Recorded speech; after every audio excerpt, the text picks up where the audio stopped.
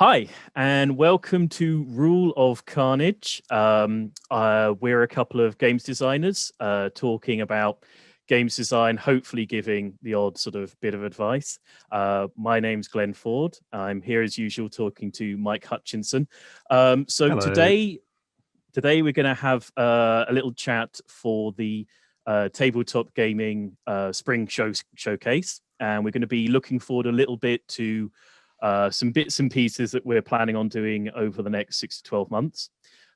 We'll take about the first half an hour chatting about things that people might actually sort of see in the real world in one form or another in the next sort of 6 months or so.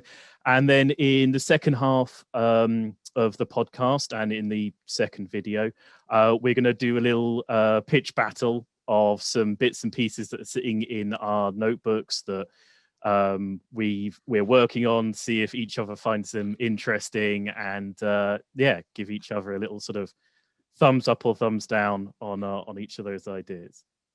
So Mike, do you want to start off maybe running through a couple of ideas that might be coming out in the next 6 months, or shall I Yeah, take well, I guess one thing that's worth saying is that discussing the roadmap of things that we may or may not be putting out is kind of an intriguing task for an indie designer who's a master of their own destiny and beholden to no one. Because in many respects, the reason that I'm an independent designer is I just do whatever I want, whenever I want to do it.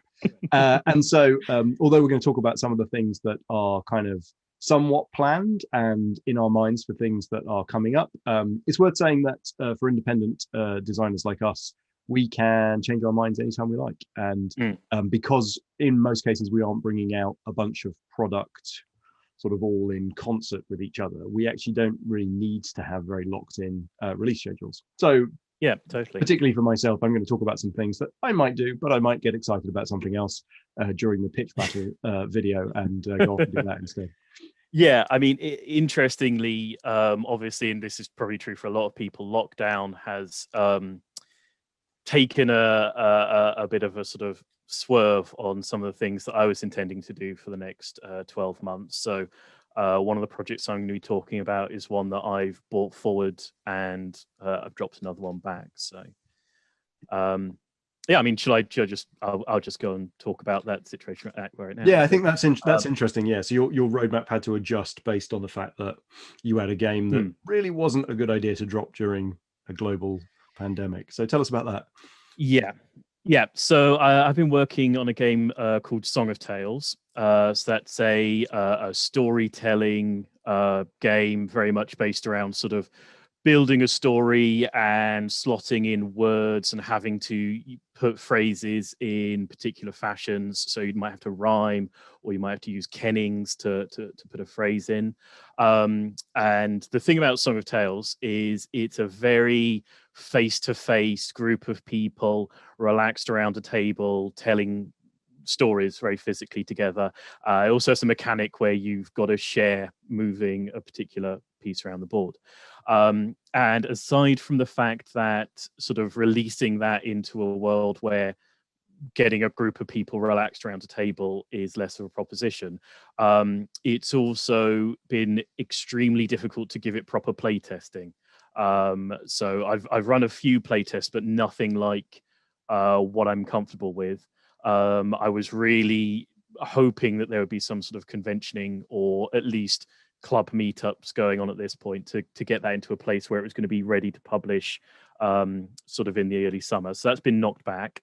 And what I've been brought forward is an idea that I've had on the back burner for a little while. It's going to be a game called Turing. Some games I absolutely love are things like Mysterium, Greenville 1989. I think it's a fantastic version of this idea. Dixit, maybe a little bit more well known. Image interpretation games where you get a set of totally abstract images, and by the way that they're played out within the game, the things they're connected to, the people around the table attach meanings to them and build up a little private language of that. And I've also been wanting to get more of a small game, big game schedule going on now that I've got a bit of my foot in the door with Kickstarter. So Turing is always going to be a little sort of pocket game. And as I say, I love, for example, Greenville 1989. It's one of those an image interpretation game. If you haven't played it, you should definitely give it a look. Where it's built around, rather than just a sort of direct interpretation of those images, it's about the stories that people build up about them. So you play an abstract image out, and then you tell a story about how your character is feeling going into that image and what they expect to see next, and the windows you open for the communicator of, I think I'll see this or that, is how they'll play an abstract image in for you. And you need to find space so that you don't step on each other's stories, so that images can be quite clear when they're played out. And it's beautifully done, and it takes the idea of seeing those abstract images and then telling the story of what you think is about them to the extreme. So I didn't want to go down that route. So Turing, I think it's interesting, strips it right back in the other direction. So with Turing, a player plays out 3 cards, 3 of which are going to be essentially random and chosen by the game, and 3 of which are going to be chosen by the player from a set of options. And all they have to do is communicate to the other players that which set of cards is an active attempt at communication, and which is essentially a random selection of cards. And one of the big barriers for Turing originally was that it's always going to be a small pocket game, and was always going to have a huge amount of artwork in it by its very nature. So there's been a lot of sort of stashing away images, picking things up, scouring the net for donation images, and putting those together, and that's finally come together now. It's got a good stock of images. We're running it through graphic design right now, and I'm hoping to have that as a early summer release on Kickstarter, to be a little pocket sort of 2 to 6 player game. I've sort of been playtesting it a bit. I think we ran a playtest of it on Tabletop Simulator a little while ago. We did. Yes. It was very enjoyable, actually. I liked it very much, particularly because Glenn is known for his logical play at the table. I literally never want to play Cluedo with Glenn. I have heard tales, and I don't wish to participate. But the other 2 people around the table, myself and our good buddy John, were let's say, less than logical about the way that we played. We might have been making mistakes. We might have just been playing a little shooting from the hip. But Glenn backed himself into a couple of logical corners where it was obvious what was going on. But of course, the obvious choice would only have been made by a rational thinking human. And neither of the other 2 players around the table were behaving rationally. So yeah, I think that's one of the things that I love about these kinds of image interpretation and sort of alternative communication games, and so I think this one has it. In a very, very compact form factor. So yeah, I'm excited to see you take it out. Yeah, fantastic. And I suppose the other thing that's going to be coming out relatively soon, and I'm hoping to run it closely time-wise to Turing as a Kickstarter, take advantage of some sort of bulk shipping when it gets printed. It is SSO has sold out, or pretty much sold out, of its original print run. So there'll be a reprint of SSO. Yay!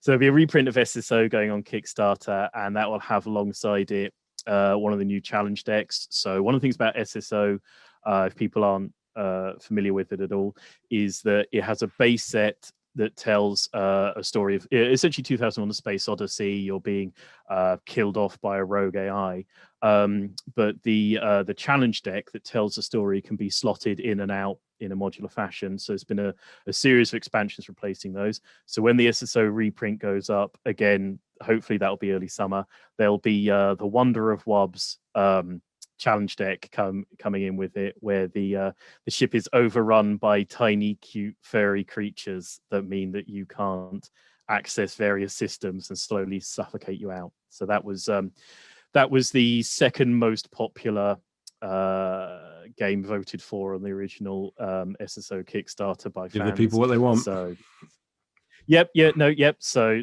that's all been sort of play tested and figured out, and so I'm currently running through the artwork for the cover of that, and hopefully that should all comfortably come together for a early summertime launch for those Kickstarters. So just after we've covered the bulk of fulfilling Rage of Montalbano, which is available for late pledges.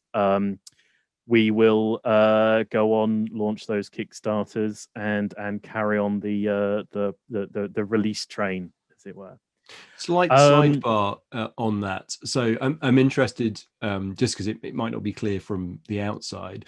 So when you say that you've sold out the original print run of SSO and you're taking it back to Kickstarter to get a reprint, people might be thinking, well, if he sold out the game, surely he's making money on the game. Why does he have to go back to Kickstarter for a reprint of something that's successful? Largely because the funds that have come back from selling the original print run of SSO have been ploughed back into the artwork for Song of Tales, and a lot of it into the artwork that went into Moonflight. So I think again, this is one of the places where, again, I think as a small independent publisher, especially if you're making sort of physical box games, is a certain amount of Kickstarter is loading you up on stock, and when you sell through that stock, you've got a certain amount that's going to be sunk into the artwork for the next game, and a certain amount that's finally going to sort of run into profits. So again, the SSO reprint is going to be there to cover just the costs of printing and shipping it. And then probably the sales of that will once again go into whatever the next project is, and slowly we're building up a bulk of stock that's going to sort of run forward and be self-sustaining in the next year or two. That's the grand plan for the publishing business on that front. Assuming you can never get out of the house to sell it to anyone. Well, yes. Again, I mean, it's been a funny one, because with the sales of SSO from the Rage of Montalbano Kickstarter, we're going to just have stock at the end of Rage of Montalbano, which should just cover us for web sales until we get to launch the SSO reprint. In an ironic turn of fate, if we had been doing conventions, we would have definitely sold out. So it swings and roundabouts. It's not the way that I would like to have gotten lucky, but in a way there's a slight getting lucky there, and we won't go fully out of stock before the reprint launches. So that's the short term sort of 5 to 6 months coming out from Mannequin Games, certainly. What are we going to see from Mike and Planet Smasher Games in the short-term future, the next sort of 5-6 months or so coming up? So with the recent release of A Billion Suns, I'm clearly going to be making sure that there's content to support that game. So the rulebook is available from Osprey, and I want to augment that with enough sort of smallish, fairly regular releases of additional content to keep people engaged with the game. In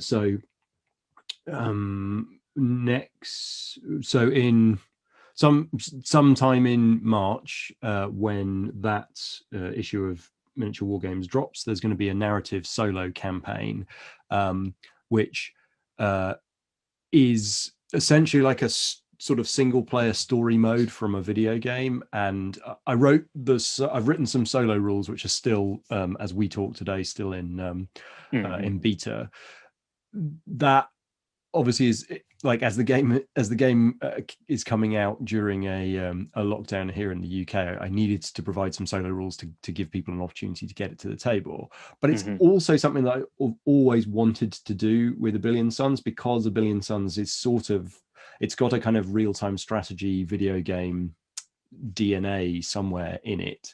And I grew up playing Dune 2 and Command and Conquer and stuff, and playing through the story modes of those. So Atreides. I said the noble Atreides, the insidious Ordos, and the evil Harkonnen. Exactly.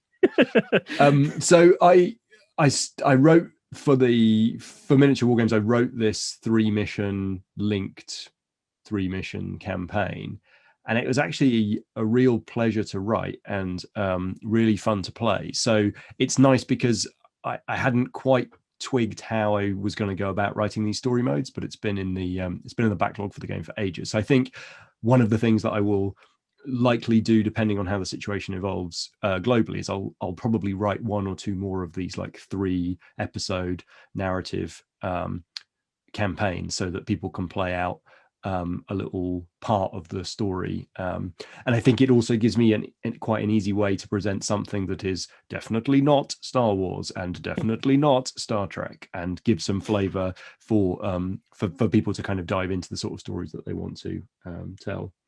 So yeah, so that's one thing. More narrative solo campaigns. Finishing the solo rules and getting them out of beta is another.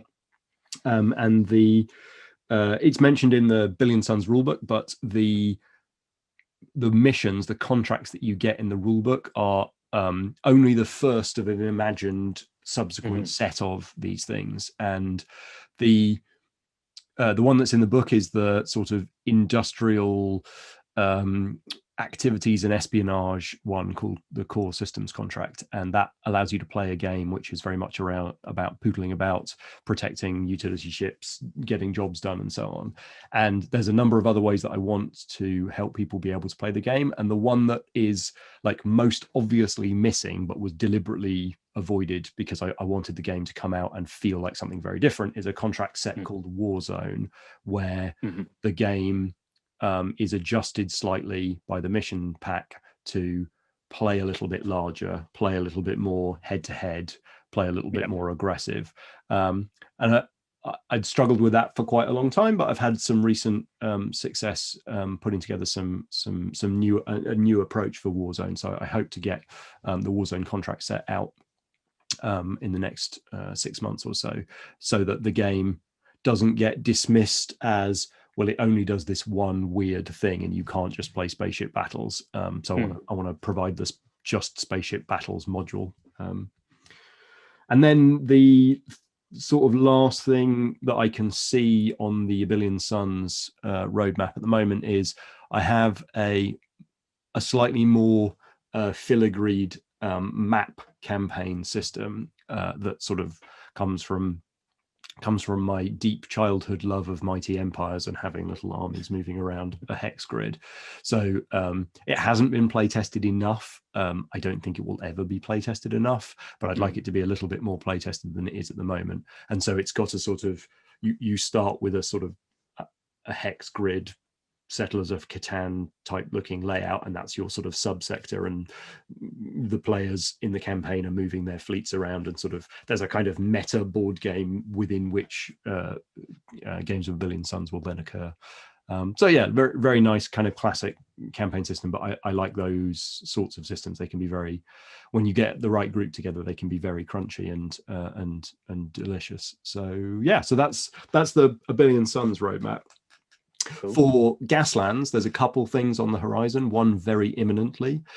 So Blaster, which is the kind of games anthology that I'm putting out with a group of other indie designers, including Joe McCulloch of Frostgrave, and Ash Barker of Last Days and Guerrilla Miniature Games on YouTube.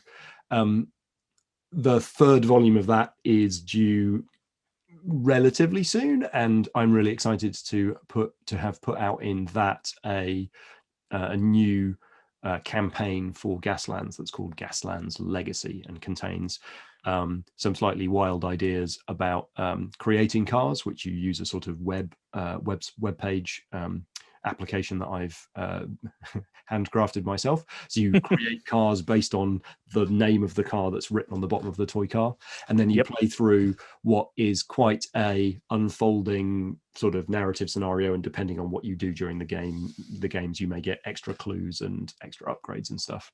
And through the course of the campaign, you pick up a ton of new weapons and skills, but in a very chaotic and grab baggy way. So if you've ever wanted to play Gaslands, sort of with the perks but without the sponsors. If you've ever thought to yourself, what would happen if we just threw all the perks together, or what kind of insane stuff can we make, then Gaslands Legacy is the campaign mode for you. Yes, and if people are intrigued by the use of the let's call it the keyword term legacy there, Yes, figuring out what that might mean for a miniatures game, for a game like Gaslands, has been sort of an interesting set of discussions. I think at some point in the future it might be interesting to do yeah, we chat should probably about, do a what the heck is legacy anyway. yeah, what Conversation is legacy, what is it for a miniatures game. But if anybody, Well, and also for a miniatures game that isn't that is coming from an indie maker like me, who has the ability to create websites and graphic design, but doesn't have the ability to create complex physical product, which most Yep. legacy games are very complex physical product. So yeah. Yes. So if anybody finds the very concept of miniatures game like Gaslands with the word legacy attached to it, hopefully there's going to be juice in that for them to sort of go, hello. It's a slight risk putting out a thing in Blaster called Gaslands Legacy, because it's slightly a red rag to a bull. But yeah, I'm excited. I'm excited. I'm excited. I'm genuinely, I quite proud, I think, of some of the things and some of the ways in which it's gone. And there's and hopefully at various points in this we'll talk about when and how the sort of the format can be widened out for these sorts of games. But I personally, I genuinely think that Gaslands Legacy is doing something quite I don't know if avant-garde is the right phrase, but ill-considered, trailblazing and interesting. So I encourage people to take a look at that and give us their opinions on it. We talked about this in previous conversations on this channel, but one of my objectives is to innovate new technology for miniatures war games, and the attempt with Gaslands Legacy is to take some ideas from not miniature war game and find a way to incorporate that technology into miniature war games in a way that's interesting. Totally. Yeah. Yep. And then beyond that, there is there's an obvious thing that A Billion Suns isn't, which is when I kind of brought the original design to you, Glenn, you looked at it and went, well, that ain't Gaslands in space. And it isn't Gaslands in space.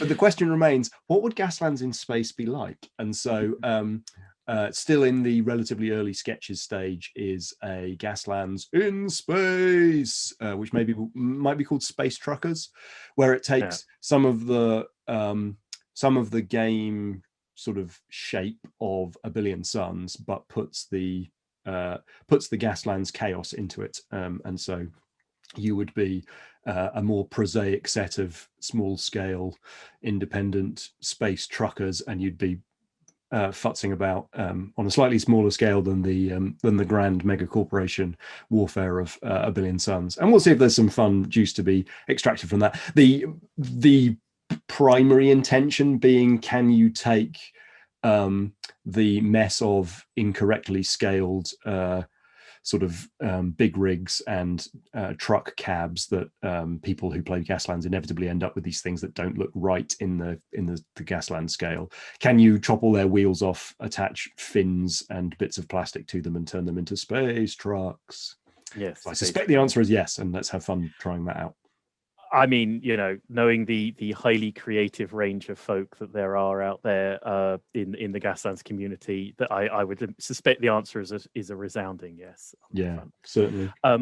Okay, so that's maybe the sort of the near future, without sort of stepping into the totally sort of pitchy games that we're going to do in a minute. Is there anything a little bit further ahead, maybe talking up to 12 months, that other people might see coming out? Yeah, so I think the other two things for me that I've got one eye on, at some point when I'm free of my current passion and excitement for A Billion Suns, I will turn my hand again to Perilous Tales, my solo sort of horror and pulp adventure miniatures game where you play against a clutch of sneaky villains, and they try and stop you from solving your missions. There's basically there's a version of that rulebook that exists there's a version of the rulebook for that game that exists in my mind, and what I need to do is drink about 6 cups of coffee and have a week off work, and it will just pour out because I can see it in front of me. I just haven't had sufficient spare time to kind of to commit to it and to blow it out. But right now the core rules of the game are good and stable, and there's a great list of villains which can be expanded and play tested more, and there's no doubt about that. But the big missing piece is there's a bunch of exciting structuring devices that I can put in, learning a little bit from and bouncing off of my experience with the narrative solo campaigns with A Billion Suns. When you're writing multiple things at the same time, they inevitably kind of inform each other. But I'm very close to having a pattern for how to tell sort of serials or movie franchises or seasons of TV shows in a nice clicky way. And so I've kind of got 3 of those in early stages. And so I would hope by the end of the year, I'll have definitely found a time to open the Google Doc and really dive into finishing what I think could be a really, really awesome and popular sort of way of playing solitaire games. Basically, the community response and the number of YouTube battle reports seems to prove that there's a lot of interest for the system. It's just one of those things that as an indie designer who basically designs in the hour before they go to bed after they've eaten dinner, and has a busy day job, it's just squeezing enough things in. I'm desperate to finish Perilous Tales because I think it's going to be amazing. Yeah, I think the community have really been responding to it already, and it's so far along the journey that it would be sad if it doesn't get some sort of fruition at this point. It's actually just we didn't touch on it that much in the process conversation that we had before, but there is a part where there's just work. There are words to be written, and those words need to get written, and then they need to get rewritten 6 times so that they're good. There is an element of that, which is there is just work to be done on Perilous Tales. Yes, as I understand it, it was a conversation on Pandemic Season 1 between Matt Leacock and Rob Davio, where they said, okay, it's 90% done, and the other one said, yeah, brilliant, it's just the last 90% to go now. Then it's that point between, okay, it's done, it's nailed down, it's solid. Now that last little bit ends up being sort of at least as much work as you've already done, polishing, shining, getting it really humming. I'm extremely interested and looking forward to seeing Perilous Tales come out there. Again, I think that a really solo-led miniature skirmish game, I think is something that would be brilliant to actually see out there. And again, there's the community response has been fantastic. There's some battle reports you can already look up on it from the beta of it. People tons playing it with, maybe dozens now. People playing it with sort of tiny, 6mm miniatures on a lap table, tray in front of the TV and things like that. It's fantastic. And the where people have lent into making beautiful terrain and then having the same crew of pulp adventure miniatures sort of playing through multiple episodes and watching them unfold a story for their crew on the table. That's exactly what I was hoping the game was going to inspire people to do. And it's been really interesting to watch because people are doing it for themselves. They can kind of lavish more personal energy on it in a way that is simply pleasing themselves, and that's really interesting. No, totally. So I'm fiddling with a thing that I think that I'm 80% sure is going to be the next sort of big release from Manor Kent. We've been playing a lot of things like Fury of Dracula and Scotland Yard, and I want to take a shot at what I want a hidden movement game to be. So that's it's currently got a working title of Art Heist, but I think it's going to have something a bit more flowery on it.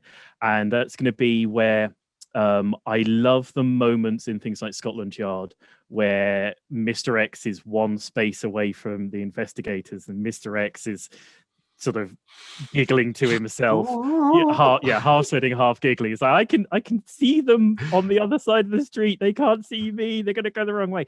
And I want to build in a game where the hidden player has more opportunity to taunt, might be a harsh phrase, but more mess with.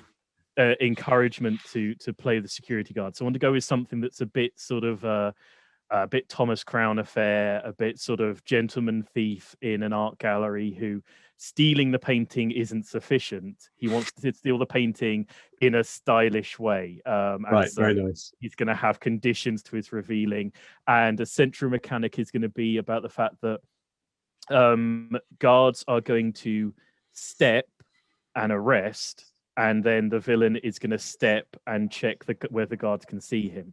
So if the villain is on the guard's space at the end of each of his movement, the guards can't see them because he's sort of right behind their shoulder and pivoting around. And if you can keep dogging a particular guard without the other ones getting round to see you stood just behind his shoulder, you can use that ability to sort of have hidden reveals of where you are and really sort of mess with them. And in this design, are you aiming for pure and crisp Scotland Yard, or are you aiming for rich and filigreed Fury of Dracula? It's going to be more the Scotland Yard end of things. So that's for a couple of reasons. Because one of the things that things that's come up with Turing that I've been very happy with is it's going to be my first language independent game. I have a habit of sticking a lot of text on cards, and every time on Kickstarter, quite rightly, I get people from France and Germany and such like saying, will there be a French version of this? Will there be a German version of it? And I don't have anything like the demand to justify printing up a different language version of the game. The thing with Turing, which is fantastic, is that the components language independent, the rules are a single page. I can very easily now put that out in a translated version. And one of the things about a Fury of Dracula version is you're going to have text-heavy cards. With a Scotland Yard version, I can get all the cards to be a basic symbol versions. There'll be like 10 or 12 cards maybe, and they can all be icon through. Yeah, that sounds great. And then there's nothing stopping you, like the instructions for a hairdryer, putting all 6 languages in the paper rules insert. Yes, so there's only one version, and it is entirely internationalized. Yep, exactly. I think with Turing being Super Pocket, it'll have to be a PDF version of those translations, and I'm hoping, fingers crossed, to community source a certain amount of those translations, and we'll see. Kickstarter's a great community, and it's lovely to get people involved. And I've already had people translating the rules for some of my previous games, and it's been brilliant. But I've had to say, thank you so much for that work. You've been fantastic. But realistically, the cards make this a sort of a losing battle. It'd be fantastic to reach out to some of those people and say, look, it'd be great if we could do something like that for Turing. But for whatever Art Heist ends up being, hopefully the rules will be there in the box, because it's going to be a bigger box game. It's going to be able to fit in the alternative versions of the manual. So I'm excited to have that as a proper language independent release from Manor Kent. Yeah, that's cool. That's really exciting. That'd be fantastic. I love a hidden movement game as well, so I'm excited to as you finish the early prototypes of this, I'm excited to play it. I've got a written out version that's halfway towards being tabletop simulated. So once I get the ropey card assets scratched up in that, I will be visiting it upon our regular online gaming group at some point in the next. The good thing about playing those kinds of games, particularly playing Scotland Yard, although Fury of Dracula has been similar as well. The fact that you're not visible to the other players and then you can go on mute and you can be hooting to yourself about how close they are or how they just said the wrong thing, where everyone is going, well, he can't be there because he must have been there. And then if he went to there, then you're just going like, I'm just behind you, but you're on mute. Yes, so hopefully that will be good fun. Fantastic. So hopefully that's what the public will be seeing from each of us in the next sort of 6 to 12 months. Mm-hmm. We will take a break here for the call of the first part of Rule of Carnage. If you listen to the podcast, it will go straight through. If you're on the video, there'll be a part 2 in which we're going to engage in a pitch battle for things that are in the notebook and see what each other think of them. If you're viewing this on Tabletop Gaming Spring Showcase, thank you for stopping by. Rule of Carnage has its own YouTube channel now, so please track us down. If not, hit us up on Twitter. I'm on Mano Kent Games 1, that's the number 1, and Mike is on Crikey Miles. You can get me at Crikey Miles. And links to our websites are going to be wherever this is being posted, and yeah, you can reach out to us on a range of social media and just generally email us up, bellow at us on Board Game Geek. We're around, so always looking forward to hearing from people's opinions. But for now, we'll say goodbye on that half of the video. Cheerio! Yeah.